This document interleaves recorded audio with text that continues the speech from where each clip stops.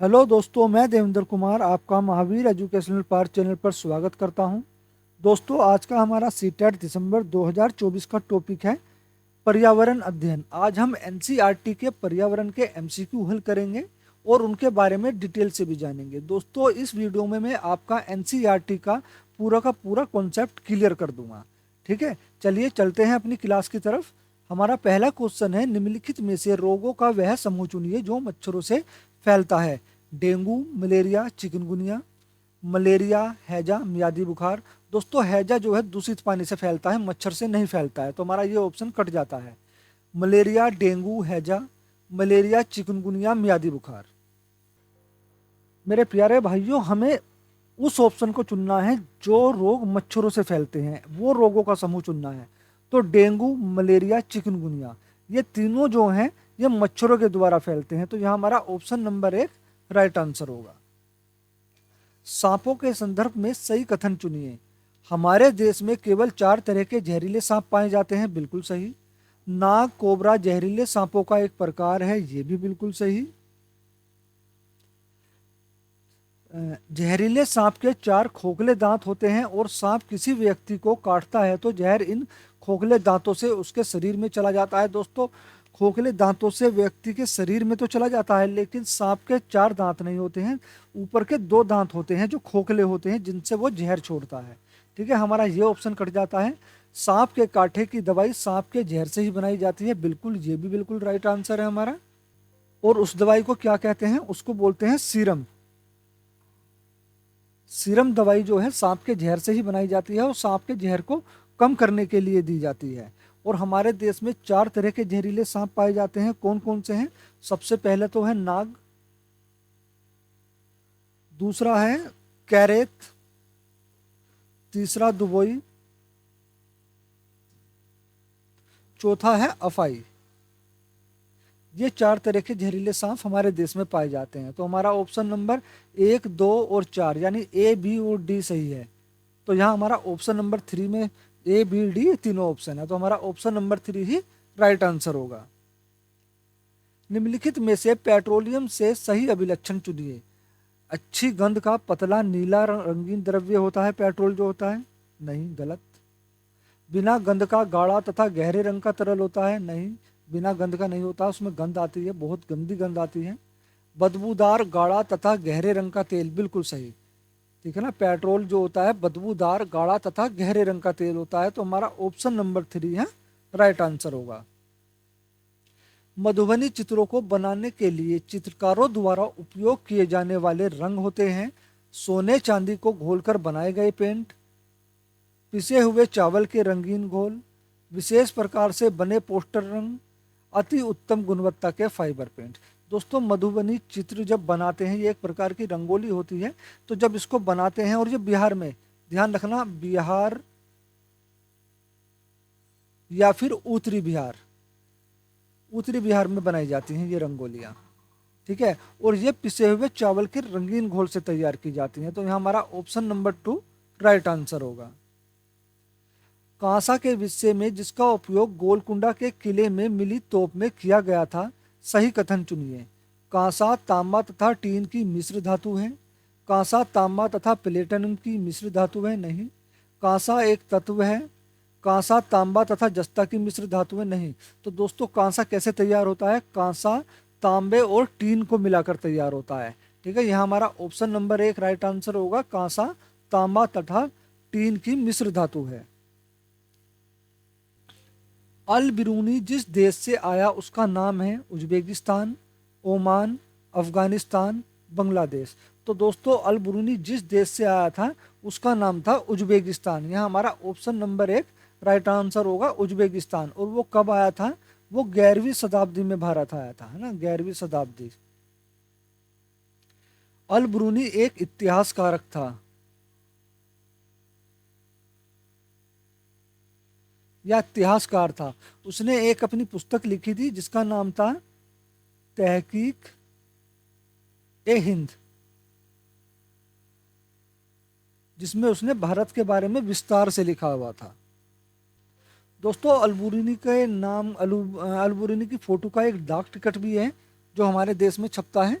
ठीक है, ध्यान रखना। तो अल्बुरिनी के जो है एक डाक टिकट पर भी उसकी फोटो लगी हुई है।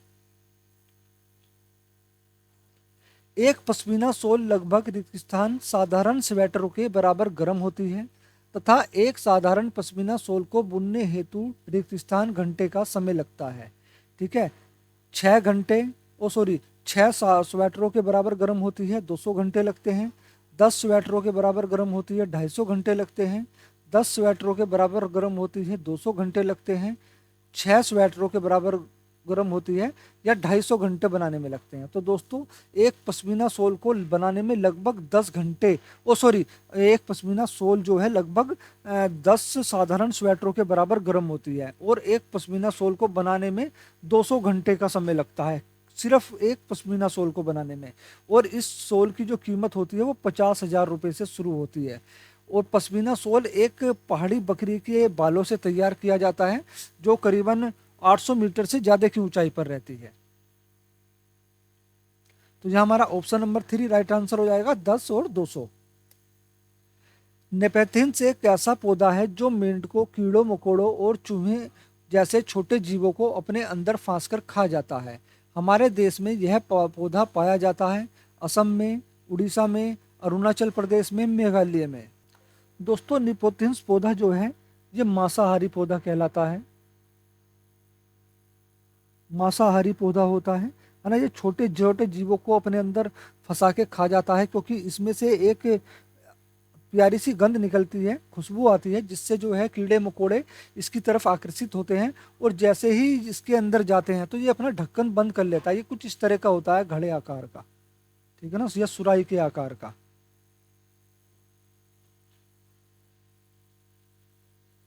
और इसमें एक यहाँ पे ढक्कन लगा हुआ होता है, तो जैसे ही कीड़े मकोड़े इसके अंदर जाते हैं ना तो ये इसको बंद कर लेता है एकदम, फिर वे इसके अंदर फंसे के फंसे रह जाते हैं। ठीक है, और ये जो पाया जाता है दोस्तों, ये कहाँ पाया जाता है? ये ऑस्ट्रेलिया में पाया जाता है, ऑस्ट्रेलिया में पाया जाता है, इंडोनेशिया में पाया जाता है और भारत के मेघालय में पाया जाता है। भारत में मेघालय में पाया जाता है। तो यहाँ हमारा ऑप्शन नंबर 4 राइट आंसर हो जाएगा, मेघालय में। और दोस्तों ये मतलब नेपोथिन्स पौधा उगता कहाँ है, किस तरह से उगता है? तो दोस्तों ये पौधा वहाँ उगता है जहाँ की मिट्टी में नाइट्रोजन की कमी होती है। ठीक है ना, जहाँ की मिट्टी में नाइट्रोजन की कमी होती है, नाइट्रोजन की कमी होती है, वहाँ पर यह पौधा उगता है। उसे चुनिए जो अन्यों से भिन्न है। ग्रीस, पेट्रोल, कोयला, पैराफिन मोम। तो दोस्तों कोयला, कोयला इन सबसे अलग है। यहां हमारा ऑप्शन नंबर 3 राइट आंसर होगा, कोयला। और दोस्तों जब किसी मधुमक्खी को शहद मिल जाता है तो वो एक अलग तरह का नाच करती है ना। मधुमक्खी क्या करती है? एक तरह का नाच करती है।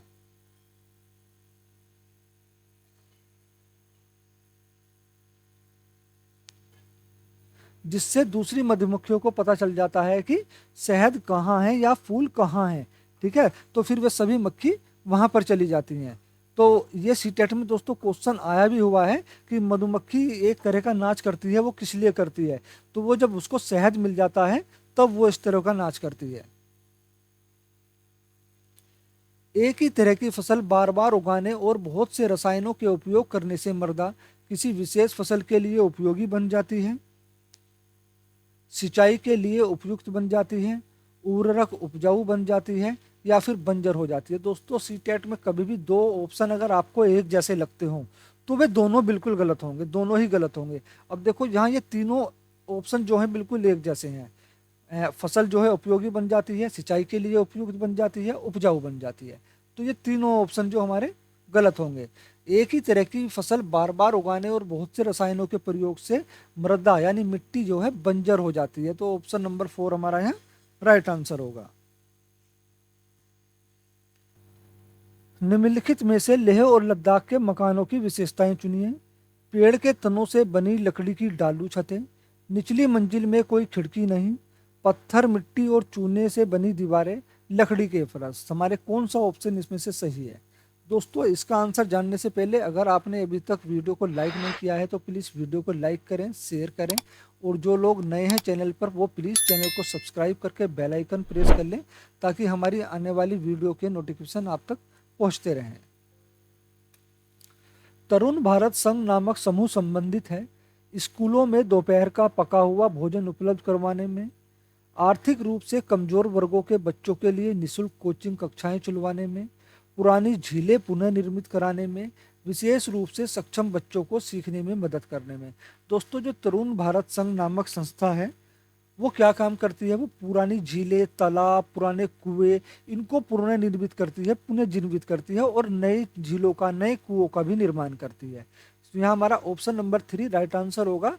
तरुण भारत संघ नामक समूह पुरानी झीलें पुनर्निर्मित करने से संबंधित है। कांसे के बारे में सही कथन चुनिए। कांसा लोहे, चांदी तथा स्वर्ण की भांति एक तत्व है। बिल्कुल सही। नहीं नहीं नहीं, एक तत्व नहीं है, ये धातु है। कांसे को तांबा तथा टीन से पिघलाकर तैयार किया जाता है। बिल्कुल ये सही है। कांसा अत्यंत मजबूत होता है और इससे तोप तथा मूर्ति बनाई जाती है। बिल्कुल ये भी सही है। कांसे के बर्तन एल्यूमिनियम के बर्तनों की तुलना में हल्के और अधिक मजबूत नहीं होते। दोस्तों ये गलत। ठीक है, तो हमारे जो है दो ऑप्शन बी और सी यानी दूसरा और तीसरा किसमें है, ऑप्शन बी और सी ऑप्शन नंबर 2 में। तो यहाँ हमारा ऑप्शन नंबर 2 राइट होगा। गांधीधाम गुजरात का रहने वाला कोई व्यक्ति पहले भोपाल मध्य प्रदेश और फिर हैदराबाद आंध्र प्रदेश जाना चाहता है, उसके सफ़र की दिशाएं क्या होंगी?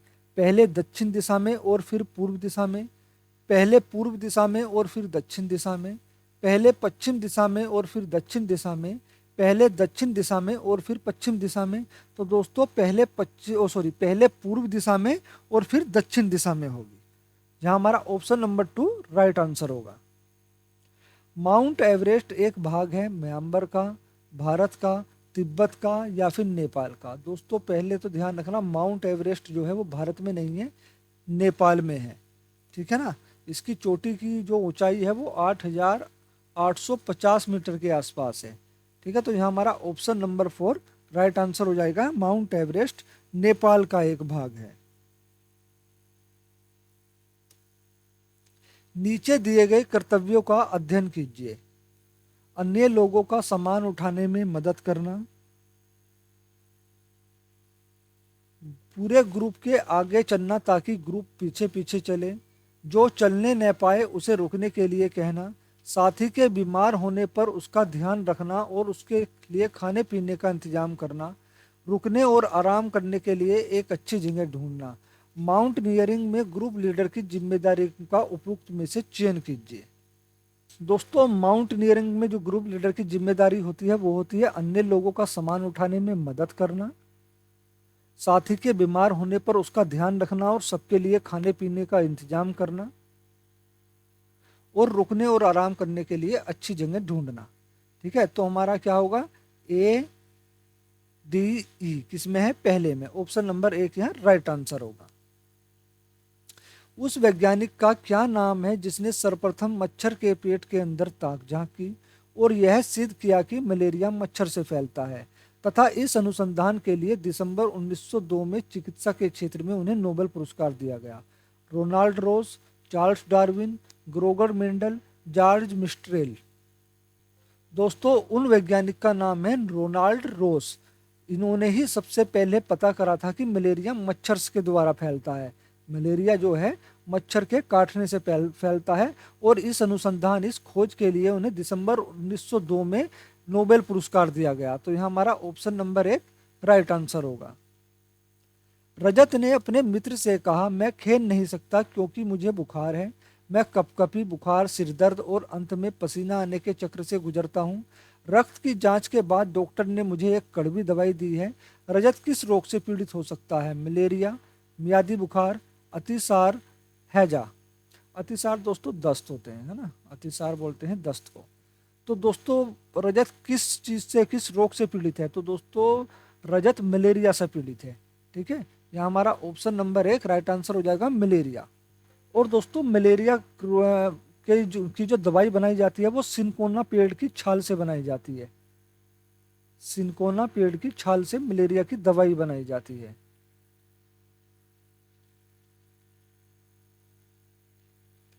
अल ब्रूनी कौन था? वह एक यात्री था जिसने भारत के लोगों की संस्कृति का अध्ययन करने के लिए कश्मीर से कन्याकुमारी तक की यात्रा की। बिल्कुल सही। क्या अल ब्रूनी यही था? मैंने आपको अपनी एनसीईआरटी की जो वीडियो कराई थी उसमें मैंने सब कुछ पूरा का पूरा डिटेल से बताया हुआ है आपको। वह एक कुतुबशाही सुल्तान था जिसने हमारे देश में लगभग 40 वर्ष शासन किया। नहीं।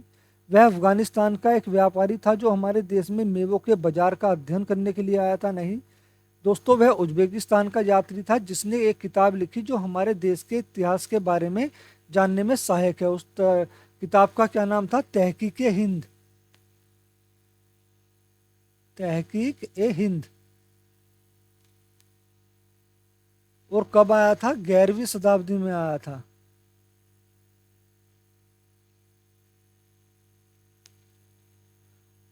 तो ऑप्शन नंबर 4 राइट आंसर होगा। रात में जागने वाले जानवर हर चीज को केवल लाल रंग में देख सकते हैं, केवल हरे रंग में देख सकते हैं, केवल काली और सफेद ही देख सकते हैं, या फिर केवल हरे रंग में देख सकते हैं। तो दोस्तों, जो जानवर रात में जागते हैं वे हर चीज को केवल काली और सफेद ही देख पाते हैं। यहाँ हमारा ऑप्शन नंबर 3 राइट आंसर होगा। हाथियों के झुंड के बारे में सही कथनों को चुनिए। हाथियों के झुंड में केवल हथनियां और 14-15 वर्ष के बच्चे ही होते हैं। बिल्कुल सही। दोस्तों, हाथियों के झुंड में जो है केवल हथनियां होती हैं और उनके 14 से 15 वर्ष के बच्चे होते हैं। जब वे बड़े हो जाते हैं, वयस्क हो जाते हैं, तो वो झुंड को छोड़कर अकेले ही अलग चले जाते हैं। हाथियों के एक झुंड में किसी एक ही परिवार के सदस्य होते हैं। नहीं दोस्तों, सभी परिवार के सदस्य होते हैं। झुंड की सबसे बुजुर्ग हथनी पूरी झुंड की नेता होती है। बिल्कुल सही। एक झुंड में हथनियों और बच्चों की संख्या कितनी भी हो सकती है? नहीं दोस्तों, कितनी भी नहीं हो सकती है।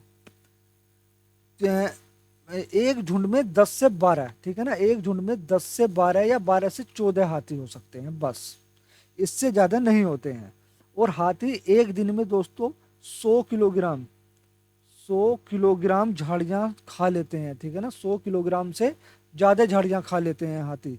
और हाथी बहुत कम आराम करना पसंद करते हैं। ये हाथी के बारे में जान लेना, क्योंकि सीटेट में यहाँ से भी कई बार क्वेश्चन बने हैं और बहुत बने हैं। ठीक है, हाथी बहुत कम आराम करते हैं, बहुत कम आराम करते हैं।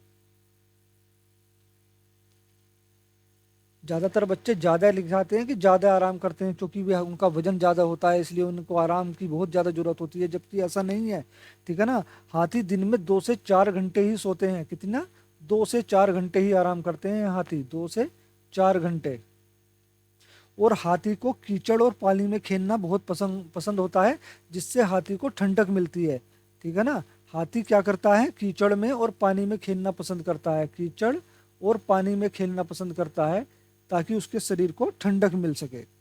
हाथी के बच्चे का वजन जो होता है लगभग कितना होता है? एक मतलब जो हाथी का बच्चा जन्म लेता है तो उसका जो है वजन कितना होगा? उसका वजन होता है लगभग 200 किलोग्राम। एक हाथी के बच्चे का वजन होता है 200 किलोग्राम। ठीक है दोस्तों, तो हमारा ए और सी ये दोनों ऑप्शन सही है। तो ये किस में है? ऑप्शन नंबर 3 में। ऑप्शन नंबर 3 हमारा यहाँ राइट आंसर होगा। पंखुड़ियों के अंदर फूल के बीच में कुछ पतली पाउडर जैसी संरचनाएं दिखाई देती हैं, जिन्हें कहते हैं वर्तिकाग्र, परागकोश, पराग या फिर मूलांकर। तो दोस्तों, इन्हें जो कहते हैं, इन्हें कहते हैं पराग। यहाँ हमारा ऑप्शन नंबर 3 राइट आंसर हो जाएगा, पराग। और इसी पराग से मधुमक्खियां शहद को चूसती हैं। यदि आप रेलगाड़ी द्वारा अहमदाबाद जाएं तो आपको रेलवे स्टेशन पर अधिकतर बेचने वाले खाने की कौन सी चीज़ बेचते मिलेंगे? तो ये पूछ रहा है सीधा सीधा, अहमदाबाद में कौन सी चीज़ फेमस है खाने पीने की? पूरी, साग तथा ठंडा दूध, ढोकला, चटनी, नींबू वाले चावल, छोले भटूरे तथा लस्सी, इडली चटनी तथा बड़ा चटनी। दोस्तों, ये तो हैदराबाद की तरफ होता है, साउथ की तरफ। ठीक है ना, और छोले भटूरे तथा लस्सी ये पंजाब में मिलता है, पंजाब का पसंदीदा भोजन है। ठीक है। और ढोकला, चटनी, नींबू वाले चावल ये कहाँ मिलते हैं? ये अहमदाबाद या गुजरात का में पसंदीदा भोजन होता है। तो यहाँ हमारा ऑप्शन नंबर 2 राइट आंसर होगा। पक्षी अपनी गर्दन बहुत अधिक हिलाते हैं, इसका कारण है कि उनके कान पंखों से ढके होते हैं, उड़ सकते हैं, पक्षियों की आंखों की पुतली घूम नहीं सकती, पक्षियों की आंख छोटी होती है। दोस्तों, पक्षी अपनी गर्दन बहुत अधिक हिलाते हैं, इसका क्या कारण है? बस वो इसका कारण पूछ रहा है। इसका कारण है कि पक्षियों की आंखों की पुतली घूम नहीं सकती। ऑप्शन नंबर 3 है राइट आंसर होगा। निदान के पश्चात कोई डॉक्टर रोगी से यह कहता है कि उसके खून में हीमोग्लोबिन की कमी है, तो उस रोगी को आयरन की कमी को पूरा करने के लिए क्या क्या खाना चाहिए? दोस्तों, हीमोग्लोबिन की जो कमी होती है वो आयरन की कमी के कारण होती है या लौह तत्व की कमी के कारण होती है? तो लौह तत्व को पूरा करने के लिए या आयरन की कमी को पूरा करने के लिए क्या खाना चाहिए? आंवला, हरी पत्तेदार सब्जियां, गुड़, चावल, चीनी, आंवला, हरी पत्तेदार सब्जियां, गेहूं, संतरा, गुड़, नींबू, मटर। तो दोस्तों, आंवला, हरी पत्तेदार सब्जियां और गुड़, इन सब में आयरन प्रचुर मात्रा में होता है। ठीक है ना। तो जिस भी किसी को हीमोग्लोबिन की कमी है या किसी को अपनी आयरन की कमी को पूरा करना है तो उसको आंवला, हरी पत्तेदार सब्जियां, गुड़ खाना चाहिए। हमारा ऑप्शन नंबर 1 यहाँ राइट आंसर होगा। हाथी गंदले पानी में खेलना पसंद करते हैं क्योंकि इससे उनके शरीर को ठंडक मिलती है। बिल्कुल बिल्कुल सही, मैंने भी आपको बताया भी था। हाथी कीचड़ में खेलना पसंद करते हैं जिससे उनके शरीर को ठंडक मिलती है। अधिकांश हाथी दिन में लगभग 10 घंटे आराम करना और सोना पसंद करते हैं। दोस्तों, अधिकांश हाथी जो है या सभी हाथी दिन में बहुत कम आराम करते हैं। केवल कितना? 2 से 4 घंटे। 2 से 4 घंटे आराम करते हैं, वे ज़्यादा आराम करना पसंद नहीं करते। 3 महीने के हाथी के बच्चे का वजन लगभग 200 किलोग्राम होता है। बिल्कुल सही, हाथी के बच्चे का जो वजन होता है वो 200 किलोग्राम होता है। अधिकांश बड़े हाथी एक दिन में 100 किलोग्राम पत्ते और झाड़ियाँ खा लेते हैं। बिल्कुल, ये भी सही है। ठीक है, तो हमारा पहला, तीसरा, चौथा यानी A, C, D। तो हमारा पहला, तीसरा, चौथा किस में है? ऑप्शन नंबर सी में। ठीक है, हमारा ऑप्शन नंबर सी है राइट आंसर होगा। दोस्तों, हाथी के बारे में और भी अन्य तथ्य हैं, जैसे हाथी कीचड़ में खेलना पसंद करता है जिससे उसको ठंडक मिलती है।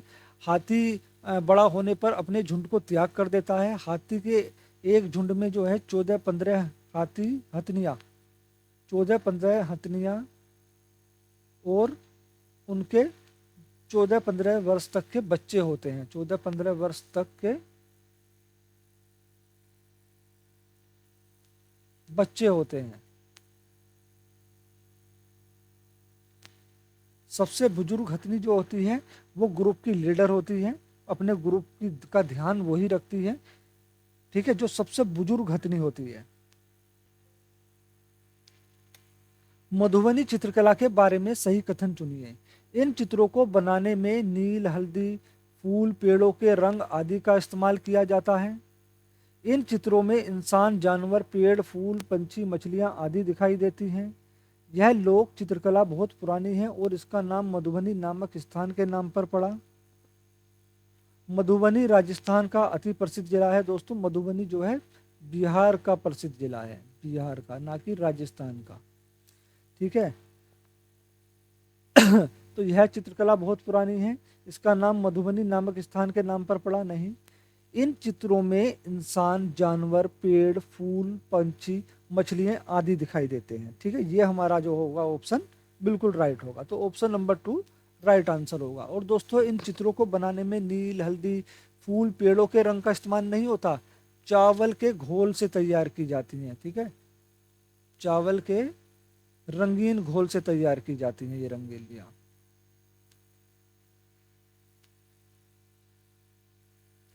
कोई पक्षी पेड़ की ऊंची डाल पर अपना घोंसला बनाता है।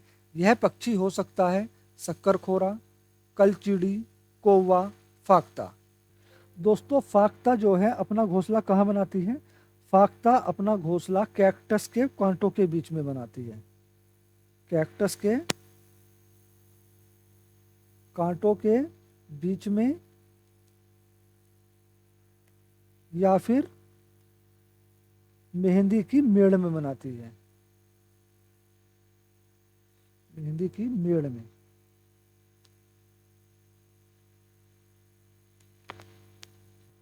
दोस्तों कलचीड़ी, कलचीड़ी अपना घोंसला कहाँ बनाती है?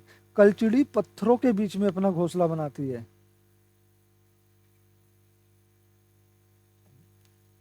पत्थरों के बीच में अपना घोंसला बनाती है, और यह घोंसला घास से बना होता है, और ऊपर से पौधों की नाजुक टहनी, जड़ें, ऊन, बाल, रुई सब बिछा होता है। ठीक है, पत्थरों के बीच में घोंसला बनाती है और घास से बनाती है।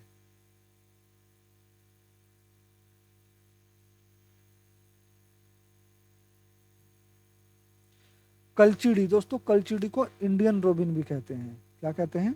Indian robin.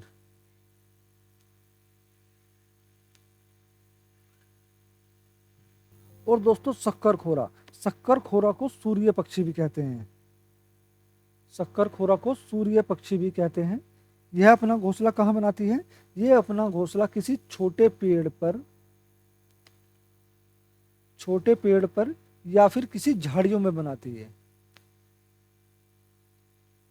झाड़ियों में बनाती है। और इसका घोंसला कैसा होता है? लटकता हुआ घोंसला होता है। इसका घोंसला लटकता हुआ होता है। इसके घोंसले में रुई, पेड़ की छाल, कपड़ों के टुकड़े भी मिलते हैं शक्करखोरा के। जबकि कौवा क्या है? कौवा अपना घोंसला सबसे ऊंचे पेड़ की डाली पर बनाता है। ठीक है ना, सबसे ऊंचे पेड़ की ऊंची डाली पर कौन बनाता है अपना घोंसला? कौवा बनाता है। कौवे के घोंसले में लोहे के तार तक मिलते हैं, लोहे के तार भी मिलते हैं। ठीक है, और लकड़ी की शाखाएं भी मिलती हैं।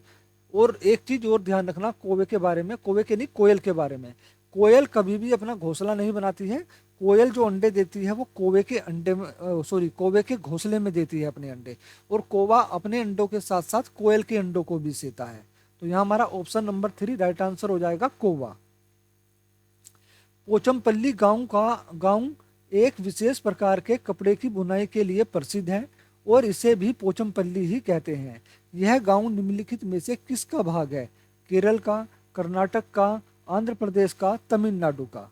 दोस्तों पोचमपल्ली एक गांव का नाम है, और यहाँ पर एक कलाकारी होती है, कर्मकारी कहते हैं उसको। ठीक है ना, जिसे पोचमपल्ली कहते हैं, उसे भी पोचमपल्ली ही कहते हैं। और ये कहाँ पे होती है, या ये गांव कहाँ पर है? ये गांव आंध्र प्रदेश में है। कहाँ है? आंध्र प्रदेश में। लेकिन दोस्तों ये अब अगर आपसे अब सीटेट में क्वेश्चन पूछे कि कहाँ पर है, तो अब ये तेलंगाना में है, क्योंकि आंध्र प्रदेश के 2 पार्टीशन हो चुके हैं, एक आंध्र प्रदेश, एक तेलंगाना। तेलंगाना अलग राज्य बना है, जिस राज्य में पोचमपल्ली जिला आया है, तो तेलंगाना में है। तो यहाँ हमारा ऑप्शन नंबर 3 राइट आंसर हो जाएगा, फिलहाल आंध्र प्रदेश। लेकिन अगर आपको अब क्वेश्चन बनता है इस तरह का, तो तेलंगाना राइट करना है। तो दोस्तों क्या आज की क्लास यहीं पर समाप्त करते हैं। वीडियो अच्छी लगी हो तो प्लीज़ वीडियो को लाइक करें, शेयर करें। जो लोग चैनल पर नए हैं वो प्लीज़ चैनल को सब्सक्राइब करके बेल आइकन प्रेस कर लें, ताकि हमारी आने वाली सभी वीडियो के नोटिफिकेशन आप तक पहुंचते रहें। वीडियो देखने के लिए धन्यवाद।